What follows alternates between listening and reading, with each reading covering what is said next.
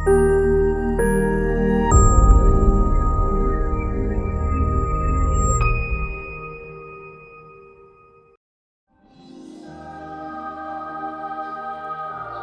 la Mungu, tumsifu Yesu Kristo. Karibuni katika historia ya maisha ya watakatifu. Leo ikiwa tarehe 8 Mei, Mama Kanisa anamkumbuka Mtakatifu Victori wa Mauritania mfiadini. Victori alizaliwa nchini Mauritania, Afrika ya Kaskazini, karne ya 3, nyakati za madhulumu ya Kaisari Maximian dhidi ya Wakristo. Victori alijiunga na jeshi, akawa askari. Wakati ule Kaisari Maximian alitoa agizo Wakristo wakane imani yao kwa Yesu Kristo, na wale wote watakaokataa wakamatwe na kuuawa. Baadhi ya Wakristo waliposikia amri hiyo ya Kaisari walikimbia na kujificha, lakini Victori hakujificha, bali alienda kuwatembelea askari wenzake wa Kristo ili kuwaimarisha katika imani.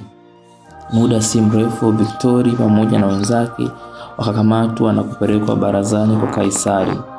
Liwali akamshtaki Victori kwa Kaisari akidai kuwa kwa miezi takribani 2 sasa Victori amekuwa anajivuna kuwa Mkristo. Kwa miezi 2 amefungwa gerezani, lakini kila siku anatoroka kwenda kuwatembelea Wakristo wenzake. Walinzi wanaolinda mlango wa gereza hawawezi kumzuia asitoke. Kaisari aliamuru Victori ateswe hadi aikane imani yake kwa Yesu Kristo. Askari wa Kaisari walimfunga Victori mikono na miguu, wakamburuza barabarani hadi akachubuka mwili mzima na kutoka damu, lakini Victori hakukana dini yake. Mwishowe Kaisari alitoa amri apigwe mijeledi. Askari watatu waliokuwa wakilinda gereza walipoona ujasiri wake wa imani wakaongoka, wakamuomba Victori awabatize. Walimpeleka mbele ya sanamu za miungu ya uongo ili aziabudu, lakini Victori aliangusha altare yao kwa kupiga teke. Hatimaye Kaisari aliamuru Victori asagwe katika kinu, lakini jiwe la kusagia halikuweza kusaga maungo yake. Askari wa Kaisari walipoona inavyoshindikana kumuua kwa njia hiyo, wakaamua kumkata kichwa kwa upanga.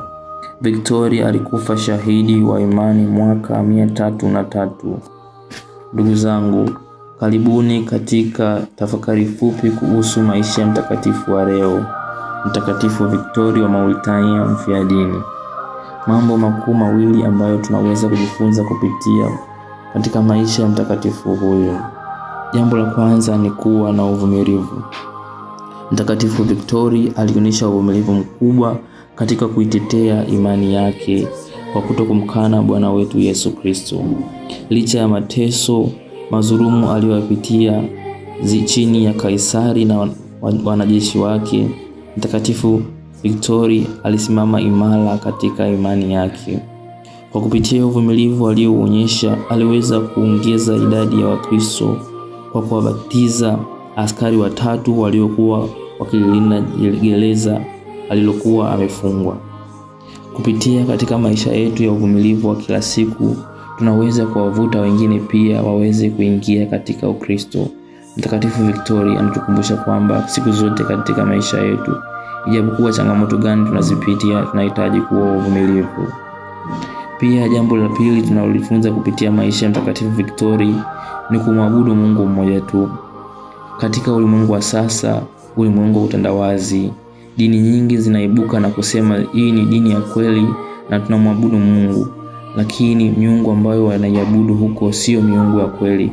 Na sisi kupitia katika changamoto ambazo tunazipitia, tunaweza kuvutiwa na maisha yao na kujaribu kuingia katika imani hizo.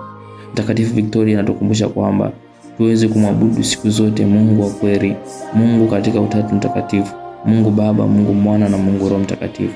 Aliweza kuitetea na kuikana imani yake. Hata alipopelekwa katika altari ya miungu ya uongo, aliweza kuiharibu altari hiyo kwa kuipiga teke. Hii inaonyesha kwamba jinsi gani Mtakatifu Victori anatukumbusha kwamba siku zote tuweze kumwabudu Mungu mmoja. Mtakatifu Victori, utuombee. Tumsifu Yesu Kristo.